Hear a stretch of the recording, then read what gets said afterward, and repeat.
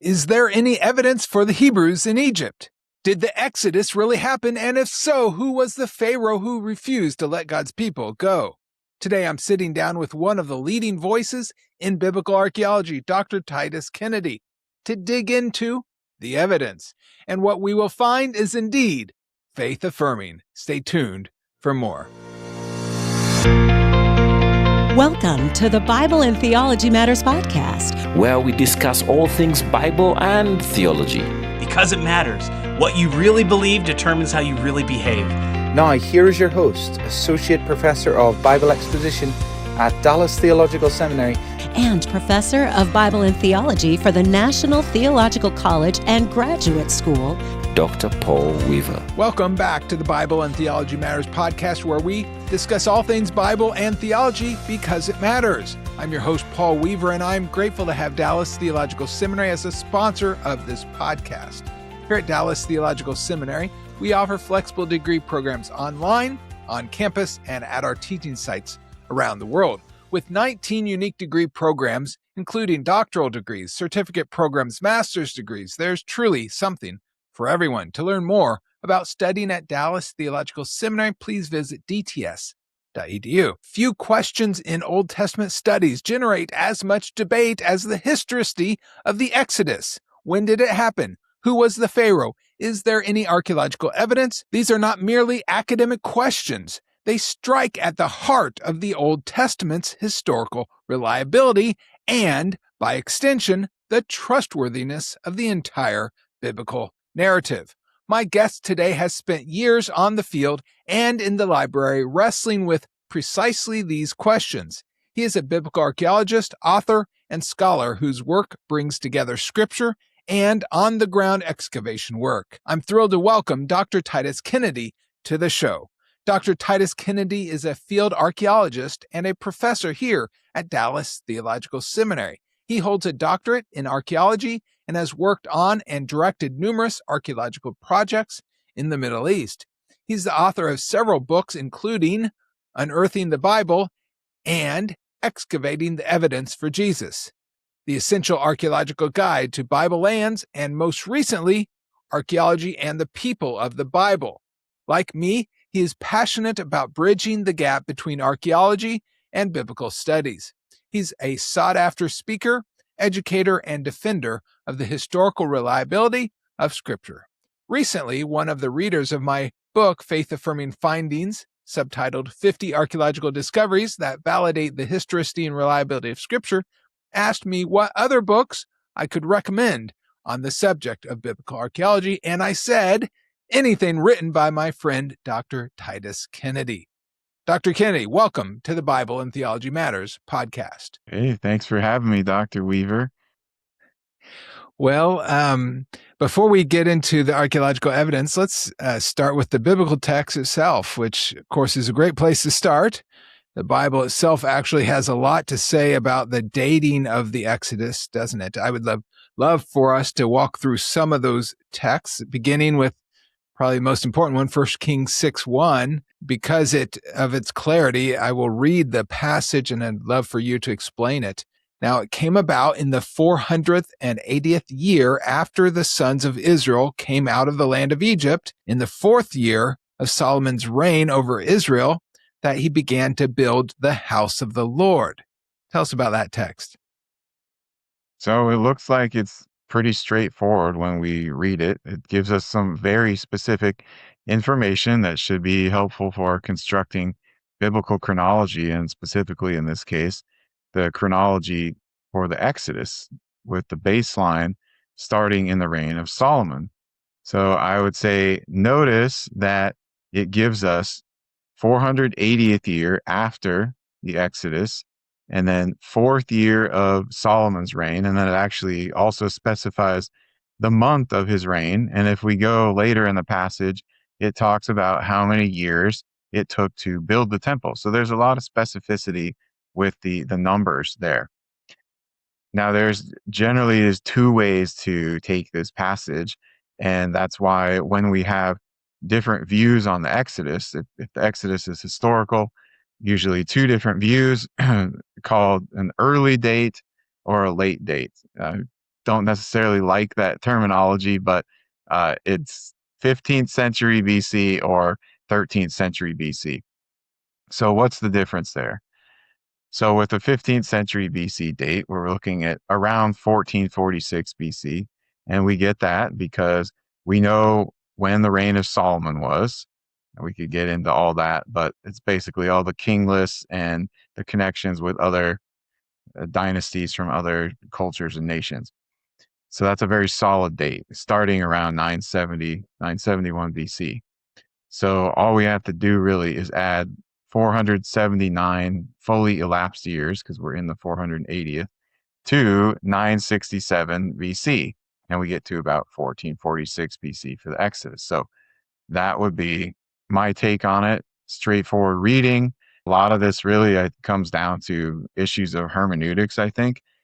But the reason for the late date is they take this as a symbolic or figurative number, but they only take 480th year as symbolic and figurative. They don't take fourth year. They don't take the month Ziv being symbolic and so forth.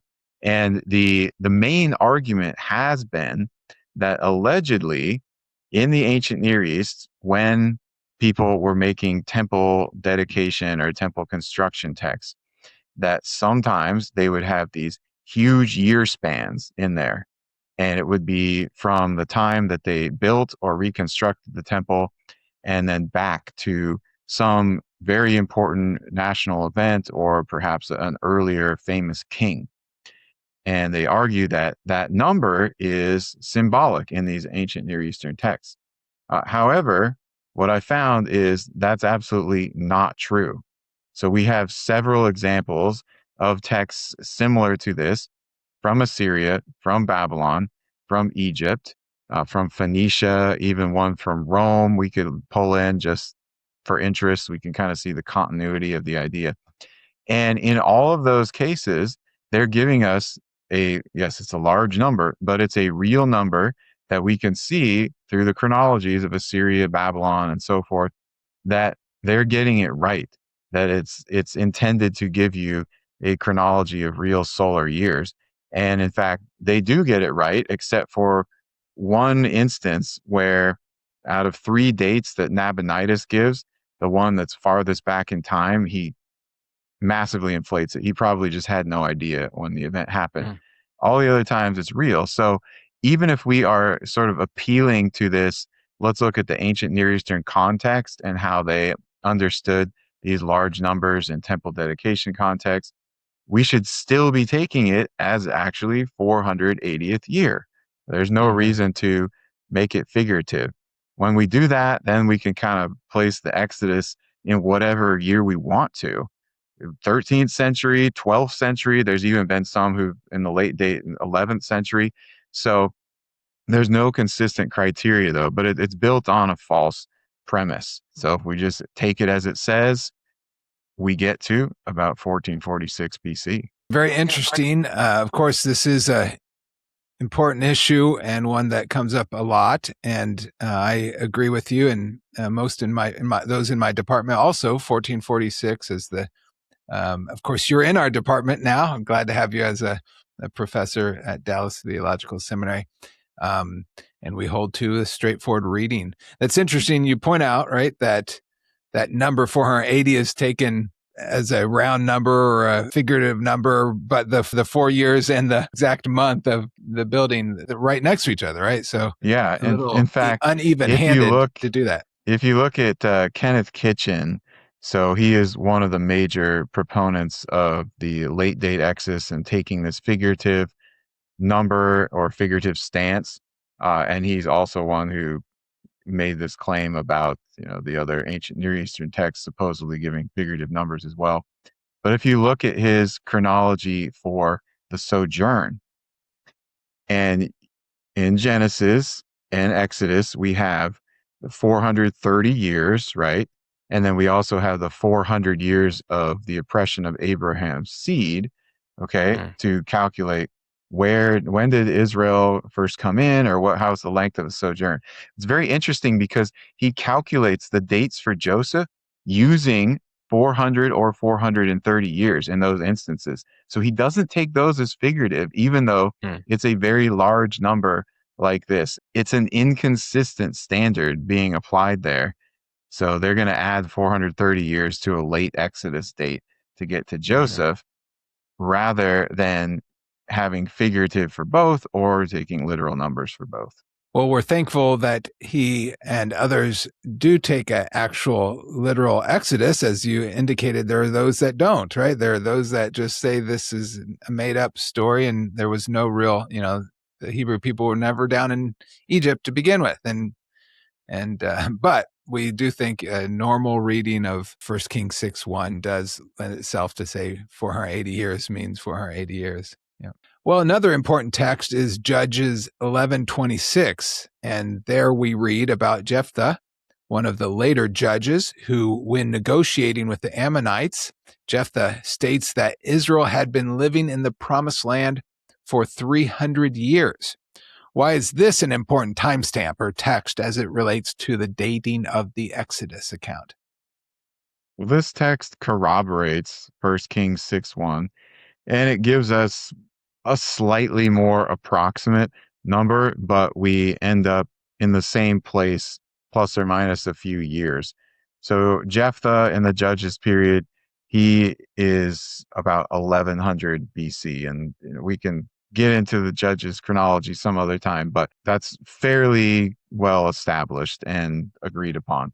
You add 300 years to that, and you get 1400 BC for when the Israelites first came into the land. And then you add 40 years of the wandering. There we are right at the same time. And this is a different passage. It's a different book. It's even a different time period. And yet it's getting us to the same chronology for the Exodus. Very good.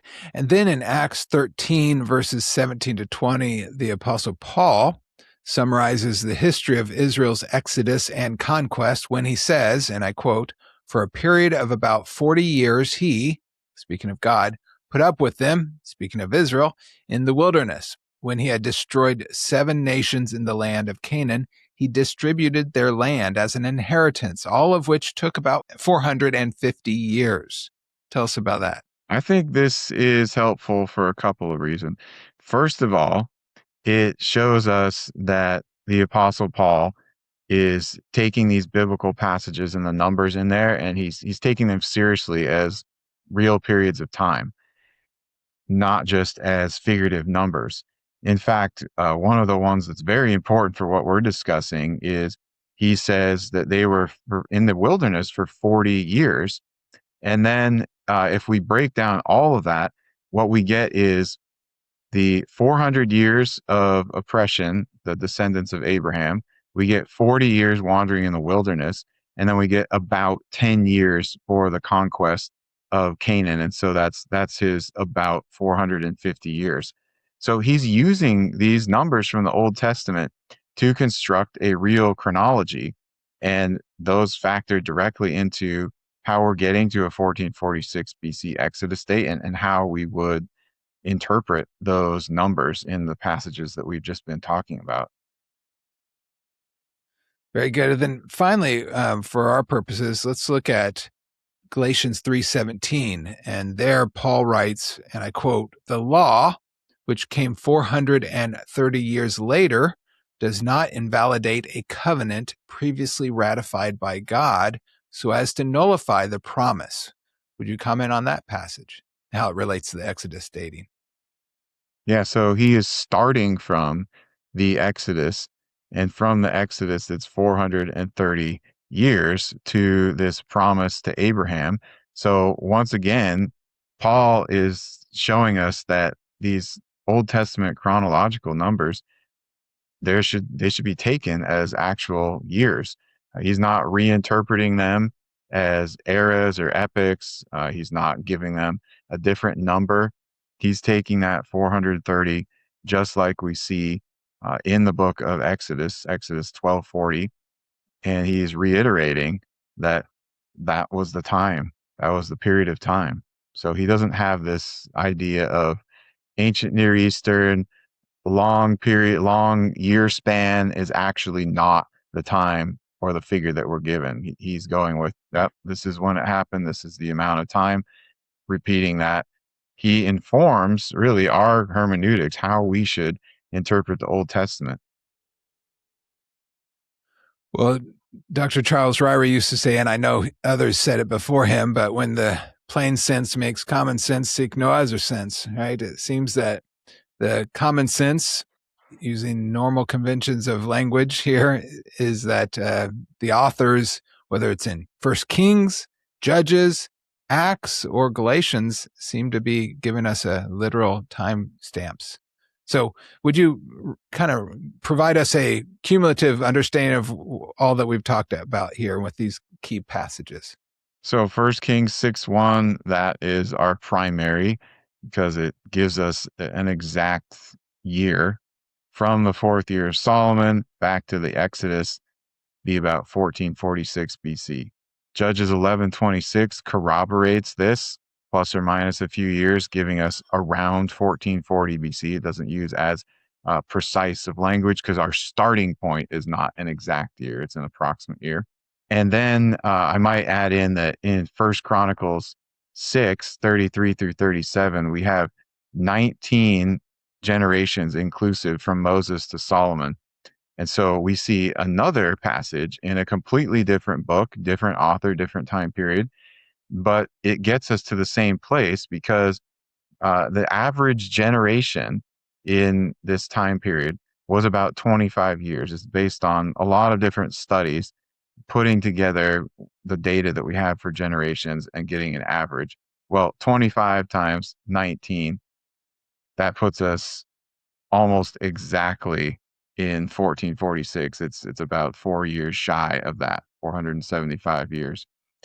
So 3 different passages there in the Old Testament that are giving us the same date in the 1440s BC for the Exodus. And then our 2 New Testament passages we talked about, Acts 13 and Galatians 3, Luke's writing one, Paul's writing the other. And they're showing us that in the time of the New Testament, the apostles and the authors of the New Testament, they are taking those numbers in the Old Testament, these big numbers, these long time spans, they're taking them literally, and it shows us our methodology for how we should be constructing a biblical chronology. So what is the motivation with all of these timestamps? What is the motivation that leads those to want to have a late date for the Exodus? So there's really, I think, 2 events in scholarship of the 19th and 20th century that led to this late date. I mean, we could talk about different hermeneutical principles, and I think that's a factor, but really the driving force initially was historical interpretations that were flawed. So first of all, you have the conquest. This is probably the one that was the most influential. You have the conquest. Conquest, according to the biblical chronology, happened about 1406 to 1401 BC. And which would be 40 years of wilderness wanderings after 1446, right? Right. And this was a date that a lot of archaeologists agreed on, even if they had disagreements on how accurate the biblical narrative was. William Albright, who was very influential, an archaeologist in the early to mid 20th century, he initially held a quote unquote early date for the Exodus and the conquest. And he was working on excavations in what is now Israel. At the time, it was still British Mandate Palestine. And he was working from the framework that the conquest happened about 1400 BC. But then he goes to this new site, Tel Beit Mersim, which is not too far from Bethlehem, west of there. And he excavated a destruction layer in the late Bronze Age, which would be the general archaeological period of the conquest. And he thought this destruction layer must have been evidence of the Israelite conquest. And he was very excited about that. But he's looking at the pottery from that, and it is slightly later pottery. It is pottery that's about the 13th century, at least in his mind at that time. And so, based on his findings and his assumptions about that site, he decided that the conquest must have happened in the 13th century instead. Now, he had some external influences for that, like in Exodus 1, where it mentions building the store cities of Ramses and Pithom. And a lot of people wanted to associate Ramses, the city name Ramses, with a particular pharaoh, Ramses II, who, there were many Ramses, but he was the greatest, the longest reigning. And of course, his reign was in the 13th century BC. In the late 19th century, Petrie had discovered the Merneptah stele. Of course, you know all this. It's in your new book, for Faith Affirming Findings. Yes, I got the title right. Yeah. That's right. And so that, of course, that mentions Israel, the Merneptah stele, in the late 13th century, kind of got some people thinking about, all this is all happening in the 13th century. So there was some picking and choosing there by Albright. Then Starkey was excavating at Lachish. He found a destruction layer that he claimed was the 13th century. Kelso at Bethel did the same thing at the sort of pushing of Albright. And then years later, Yadin was excavating at Hatzor, and he also found a late 13th century destruction layer. So it was sort of all fitting in a way. They thought it was. But what we found out later is Tel Beit Mersin was destroyed in the 12th century, not the 13th. Lachish also was like an 1180 BC destruction. And Bethel had 2 destructions, and of course Hatzor has 2 destructions as well. That 13th century one is from Judges 4 and 5, Deborah and Barak.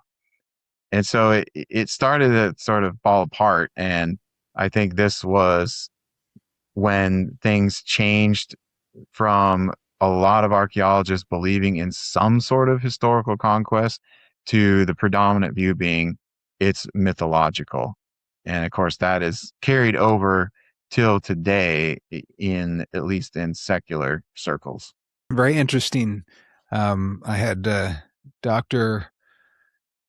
David Allen Black from Southeastern Seminary on to talk about the synoptic problem. He's a Matthew Priority guy, as I am, and a few other issues, and he called it groupthink, where you almost the fallacy of appealing to authority, right? Mm-hmm. Where you're just passing on what was passed on to you without re-examining it, would you say? Oh yeah. That happens a lot. And it's obviously there is a fallacy of appeal to authority, but there's also some good things in listening to authority and listening to people who have done the work, become experts, and optimally you should be able to trust them, but we all make mistakes.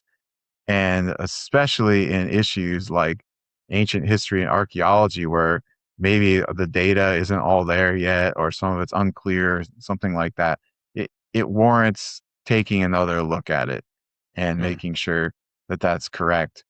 And so, as you said, the groupthink sort of entered the equation here. And because Albright was so influential and he was a brilliant scholar, he passed this on to his students and his students' students and so on. And so now you really have some 4th and 5th generation people after Albright who are still claiming a 13th century BC conquest. It's become a much smaller group than it used to be, but the legacy is still there.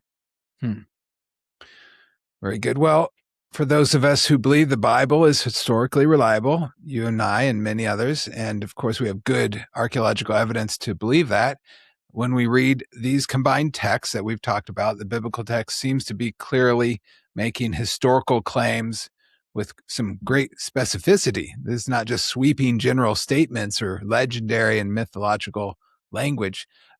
So how would you respond to someone who says the biblical chronology for the Exodus is unreliable or legendary? So when we get into questions like that, then we need to look to external evidence to satisfy their questions because that's what they're looking for. They're not going to be satisfied with an internal analysis. So then we've got to present archaeological data that shows that the Exodus and the conquest and these other events that they happened, and they happened at the time that the Bible records them happening. And then we can say, look, here the biblical chronology is corroborated by this external archaeological evidence. Very good. And that's where we're turning our attention to next. We're going to look at biblical evidence for the Pharaoh of the Exodus and then the Exodus and wilderness wanderings. So we've been discussing the date of the Exodus.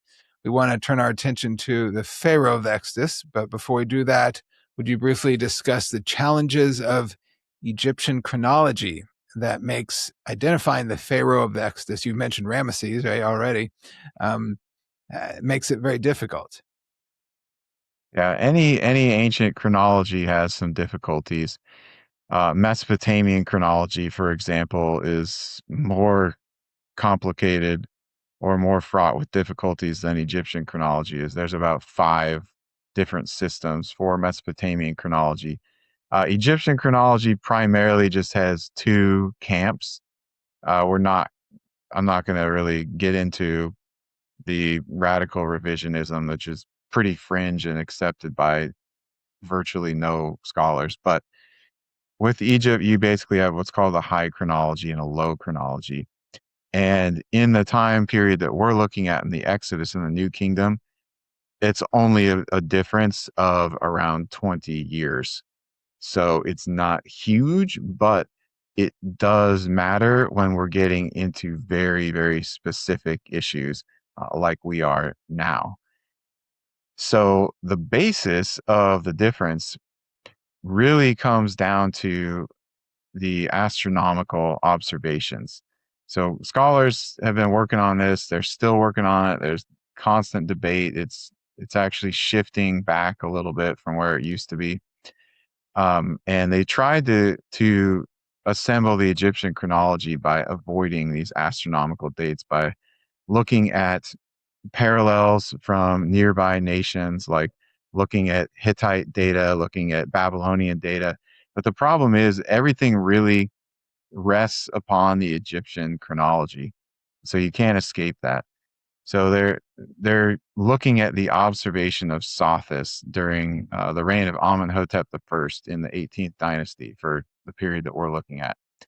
And so the difference really comes down to, was it observed at Thebes in the south, Waset, one of the main capitals of Egypt, or was it observed in the north, like at Memphis, another one of the major capitals of Egypt, or possibly Heliopolis, where the priests were centered and actually where they were doing astronomy, at least we know in later periods.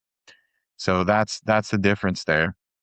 And so when we're looking at the Exodus Pharaoh, it could actually be the same person that it falls into his reign for both the high and the low chronology, but it fits the biblical narrative better with the high chronology. And then we get into the conquest, it definitely fits the high chronology better. Well, you identify Amenhotep II as the most likely pharaoh of the Exodus, as do I. Would you walk us through the biblical details that are important for identifying who is the best candidate for the pharaoh of the Exodus? We read in Exodus chapter 2 that Moses is saved by the daughter of Pharaoh as his basket is floating down the Nile. And then he's raised in the royal house later on. He sort of has a hybrid childhood with his mother, Hebrew mother, and then his adopted Egyptian mother. Now, if we look into Egyptian history at this time, and of course we're going to be using the biblical chronology to inform us when Moses was born, about 1526 BC, what we see is there's a pharaoh in power named Thutmose I, and he has initially one wife, who his queen, and they try to have children. They have a daughter, and they don't have any other daughters, any other sons who survive past infancy. So they just have this one daughter. Her name is Hatshepsut. She became very famous because she ruled as pharaoh, as a co-regent for a period of time during Thutmose III's early reign, and was one of the few pharaoh queens in Egyptian history. But that was the only daughter. Okay, so if we're looking at who is the candidate for the daughter of Pharaoh, she's the only person that would fit. Now, because she was just a daughter and wasn't supposed to rule, and her mother was not producing an heir, a male, her father, Thutmose I, remarried, or took a second wife, I should say, and had a son. And this son was Thutmose II. Okay, so she's the only one really that fits. So that's really interesting in helping us to situate the time period and also see this family, this dynasty that's involved. So if we have that as sort of a base point, we can put that in the background. But we want to go back and look at the biblical text and see this incident of Moses killing the Egyptian and then fleeing to the wilderness and what's going on there. He was 40 years old when this happened. He kills this Egyptian, and the Pharaoh at the time wants to kill him. Now, it's not specified who that Pharaoh is, but Moses flees Egypt so that he won't get killed by the Pharaoh. And he's in the wilderness for 40 years. And at the end of that period, God comes to him and God tells him that the king is dead. The men who are seeking your life are dead. And so he can go back to Egypt. And what that tells us is that the Pharaoh who was seeking Moses' life, he had a reign of at least 40 years. He was in power that whole time until the end of his wilderness exile. And so we can then look at pharaohs who ruled for 40 or more years, and it's a very short list. And if we're looking just in the general Exodus time period, close to it, even if we're looking at both late and early date, the only two people we have then are Thutmose III, who reigned 54 years, and then Ramses II, who reigned 67 years. Okay, so those, based on just that passage, are the only candidates sort of in the region, all right, as the pre-Pharaoh, a Pharaoh of the oppression, not the Pharaoh of the Exodus. That's a problem for the Ramses II theory. So then Moses goes back, and there's a new Pharaoh in town. He's recent, so that should be another criteria. He's a fairly recent Pharaoh. But when we read the plagues narrative, we see in the 10th plague, the death of the firstborn, the reigning Pharaoh does not die in that plague. And so we know he was not a firstborn. Okay, well, let's see. Who came after Thutmose III? Amenhotep II. All right. Okay, so far, so good. Was Amenhotep II the firstborn? No, he was not. His older brother had died many years before he even became Pharaoh. So that's something that explains why he would not have died, why he was not a firstborn. And then he has, the Exodus Pharaoh has his firstborn son who dies, though, in the 10th plague. And so that should be another data point we can look at. And indeed, Amenhotep II, his firstborn, did die, did not become the next Pharaoh. And we know that for a few reasons, actually. One is his son disappears from the historical record. Two, his successor son is not the firstborn, and he has this appeal to divine authority about him becoming the next Pharaoh. And three, the son's mummy was found in his father's tomb, in Amenhotep II's tomb. We can talk about that later, but all of those things then, from the biblical criteria, in addition to the chronology, all of those match up with this Pharaoh named Amenhotep II. Those are a lot of touch points, aren't they? And that fits nicely, perfectly with Amenhotep II. It doesn't work with Ramesses, right? It doesn't, and the biggest reason with Ramses II is that he can't be the Pharaoh of the oppression and the Pharaoh of the Exodus. So his father had a very short reign. His son also had a very short reign. He could be the Pharaoh of the oppression if we're looking at just some of those data points, but he can't be the Pharaoh of the Exodus. The problem is that his son, Merneptah, he's encountering the Israelites in Canaan already, and they've been there for some time. They're the dominant group. So, there's issues with that. Petrie noticed that when he found the Merneptah stele, because he was thinking, what if Merneptah was the Pharaoh of the Exodus? Also, Ramses II, he had a lot of sons that predeceased him, but his firstborn son was killed in battle. We know this because his skull shows the marks of being smashed by an axe. So he did not die in a plague in some kind of mysterious death. It was in battle. So those are just a couple of the issues with Ramses II. Anybody that has children out there that's watching Prince of Egypt, the movie, and my kids know that Ramses is not the Pharaoh of the Exodus. So, of course, it's in the old movie as well, right? 10 Commandments has Ramses as Yeah, it is. Because that was right at the height of popularity for Ramses II being the Pharaoh of the Exodus. It's still popular in some circles today, but the Amenhotep II hypothesis has really come out strong in the last decade. And interestingly enough, it was proposed way back in the late 19th century, but it really didn't get much publication until the 90s, and then more recently has come out with support from a lot of different scholars. Wow, very interesting. Well, we've discussed the biblical data for the Pharaoh of the Exodus, the touching points, and pointing to Amenhotep II. Let's now turn our attention to the archaeological evidence that lines up nicely with the biblical data. Tell us about the Sphinx Dream Stele. What is it? Where was it found? And what does it tell us about Amenhotep II? Well, as the name suggests, it was found at the Great Sphinx, actually in between the paws of the Sphinx, and it's still there today. And this is a stele about a dream. So, the name actually tells us a lot about it. And it was erected by Thutmose IV. He was the son and successor of Amenhotep II. And his family liked the Sphinx a lot. So Amenhotep II actually built a temple next to the Sphinx.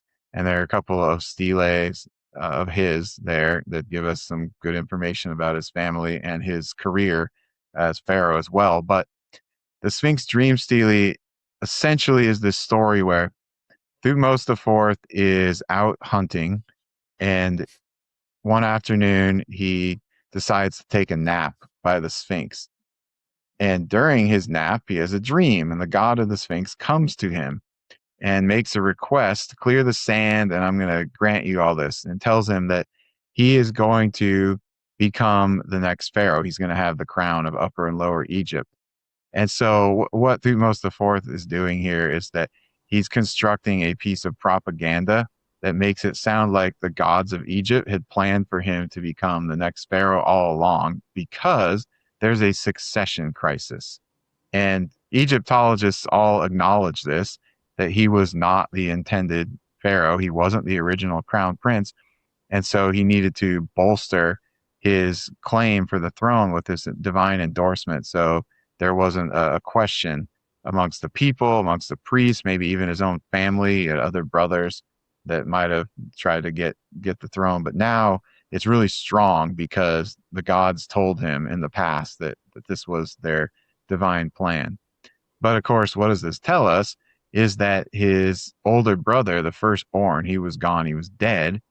And it doesn't say how or why, but it does tell us that fact. And it's a little strange too, that he would appeal to the gods like this, because we have many instances where firstborns died and their next brother became the pharaoh, like Amenhotep II. But Amenhotep II does no such thing like this. So it kind of causes us to question what was different about this succession that prompted Thutmose IV to go to these extreme measures. And what would that be? Well, that would be that his older brother died in the 10th plague, and the gods of Egypt were shown to be powerless. They were, seen by the Egyptians they were seen to have not been present or not doing their duty. And I think there was probably some thoughts amongst the Egyptians that the Egyptian gods were looking weak, looking powerless, and their whole worldview was crumbling. And so something like the Sphinx dream stele would seek to remedy that by flipping the script and making it sound like, oh no, it's fine. We actually planned for this to happen because you, Thutmose, were supposed to become the next pharaoh, not your brother. So don't worry about that he died.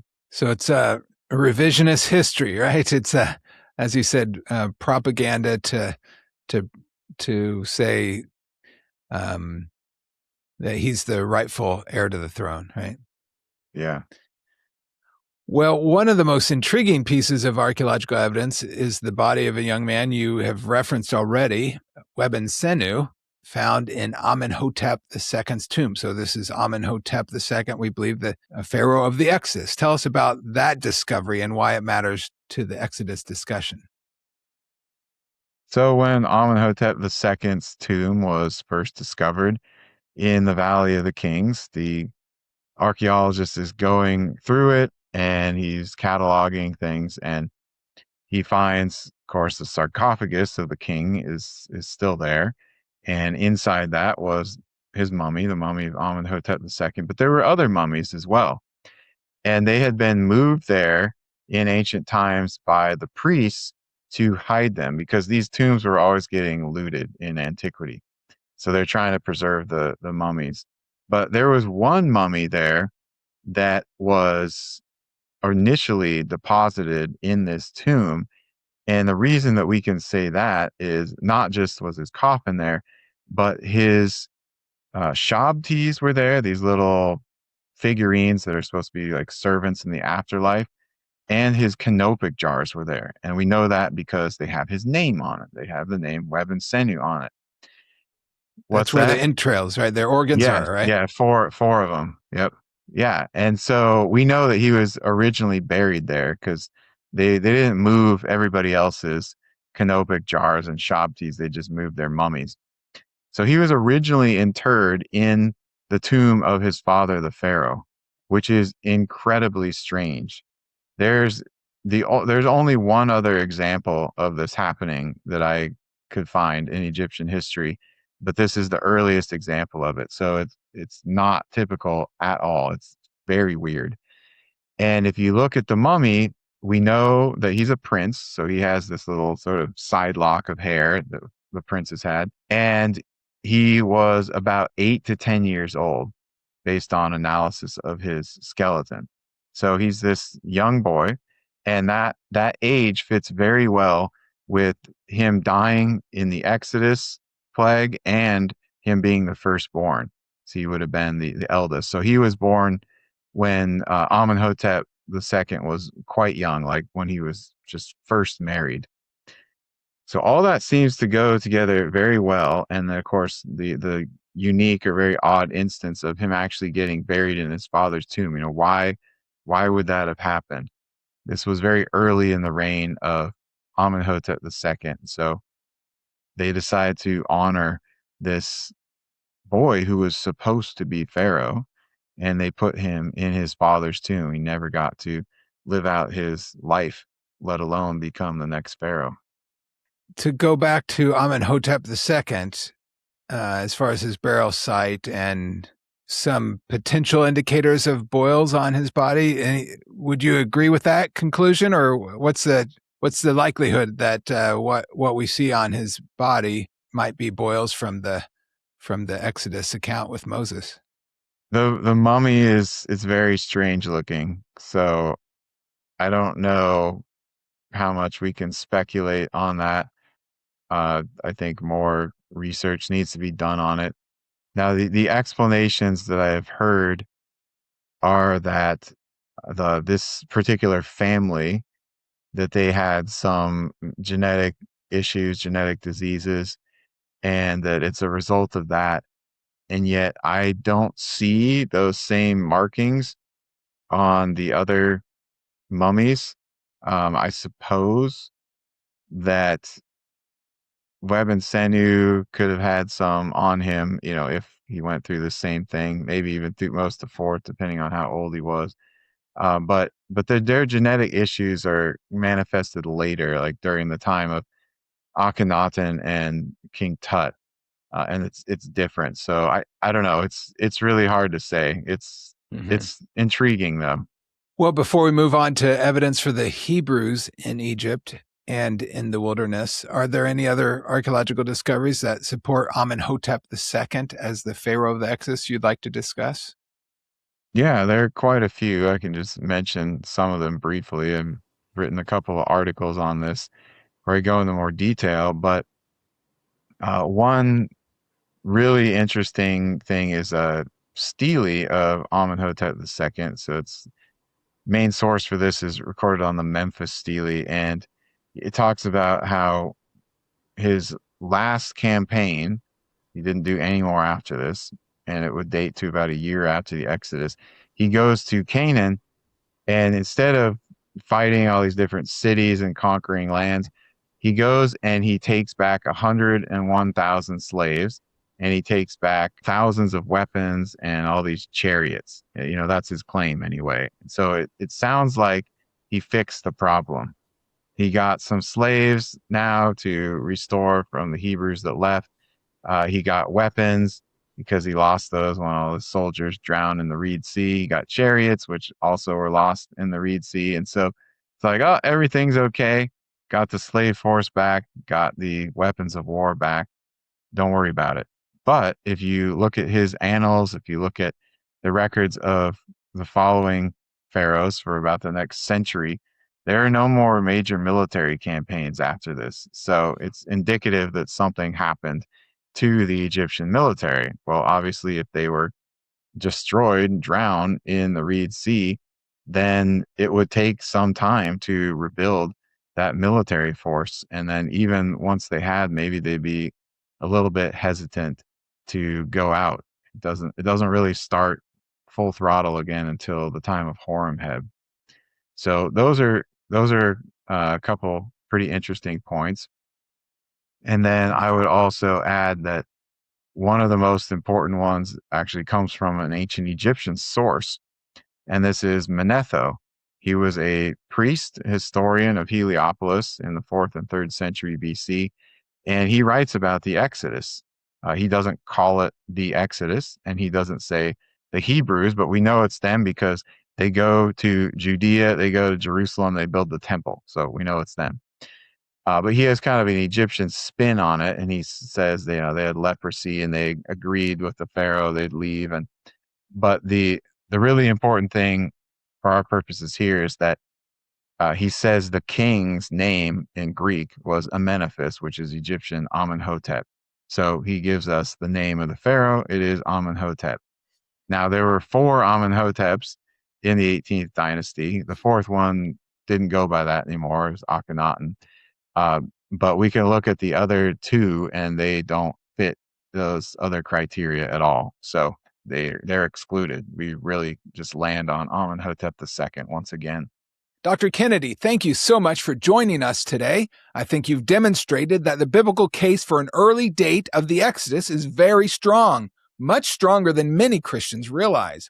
When we allow Scripture to speak for itself, the cumulative chronological evidence consistently points us to a 1446 Exodus. And when that biblical evidence is combined with the archaeological data, it is a rock-solid case. You've also provided a very compelling argument for the biblical and archaeological data for Amenhotep II as the correct candidate for the Pharaoh of the Exodus. But we're not finished yet. Did you know that some minimalist scholars deny that the Hebrews ever lived in Egypt? In our next episode, we're going to examine archaeological evidence for just that, the Hebrew people living in Egypt, as well as evidence for them during the wilderness wanderings and the conquest of the land of promise. You won't want to miss it. A special thanks to Dallas Theological Seminary for being a sponsor of the Bible and Theology Matters podcast. Also, if you're interested in learning more about biblical archaeology, be sure to check out my book, Faith Affirming Findings, subtitled 50 Archaeological Discoveries That Validate the Historicity and Reliability of Scripture. Along with the book, you'll receive access to 50 PowerPoint keynote presentations and companion videos designed to help pastors, teachers, and Bible students communicate these discoveries with confidence. We'll include links in the show notes, in addition to links to Dr. Kennedy's resources. Until next time, never forget, Bible and theology really does matter, because what you really believe determines how you really behave. Bible and Theology Matters podcast is a listener-supported podcast devoted to helping Christians grow in their knowledge of the Word of God and in their relationship to the God of the Word. To learn how you can partner with the Bible and Theology Matters podcast, visit us at BibleandTheologyMatters.com. That's Bible, A-N-D, TheologyMatters.com.